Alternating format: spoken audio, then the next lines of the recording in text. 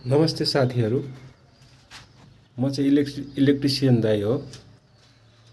तपाईको घरमा पनि यसरी वायरिङ गर्नु छ भने भन्नुहोला। यो घरमा चाहिँ अब प्लास्टर हुन लागेकोले वाल कटिङ गरेर यसरी पाइप सेट गरिएको छ। यसरी चाहिने ठाउँमा पाइप फ्लोरिङ गरेर पनि मिलाएर ल्याइएको छ। जस्तो कि यहाँनेरि किचन बस्ने भएकोले चिम्नीलाई एउटा पोइन्ट दिएको छौँ। त्यस्तै यो सानो किचन भएकोले गर्दाखेरि यसको ठाउँ यहाँ स्विचमा एउटा पाइप लगेर राखिएको छ। यो टोयलेट भयो। त्यस्तै यो बेडरुमहरुमा पनि प्लास्टर भइसकेको छ। यो वाल कटिङको काम सकेर अनि प्लास्टर भएको हो है।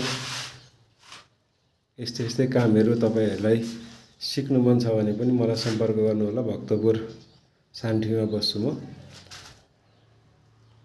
अब बालेन सरकारले जितिसकेकोले गर्दाखेरि अब भोलिको दिनमा विदेश गएर दुःख गर्नुभन्दा आफ्नै देशमा दुःख गरेको राम्रो हुन्छ। र अब यो प्लास्टर सकेपछि फेरि मेटल बक्स जामको पनि काम हुन्छ। त्यतिखेर अर्को नयाँ भिडियोमा तपाईहरुलाई मेटल बक्स कसरी लेभलमा हाल्ने, कसरी मिलाएर हाल्ने, बेड स्विचमा कुन लेभलमा हाल्नुपर्छ, फ्ल्याटको स्विचमा कसरी इन्स्टल गर्ने बट्टाहरू, कुन हाइटमा राख्ने सम्पूर्ण जानकारी हजुरलाई दिनेछु। भिडियोहरु हेर्दै गर्नु होला। अगाडि भिडियोमा मैले बट्टा जाम गरेको एउटा साइडको भिडियो पनि हालेको थिएँ। हजुरले हेर्नु होला।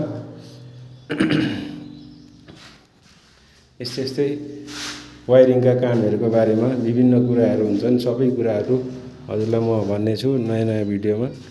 र यहाँ चाहिँ ढलान भएर पाइपिङ भइसकेको छ। भोलिको दिनमा तपाईलाई म ढलानमा पाइप कसरी हाल्ने पनि सिकाउने छु। धन्यवाद।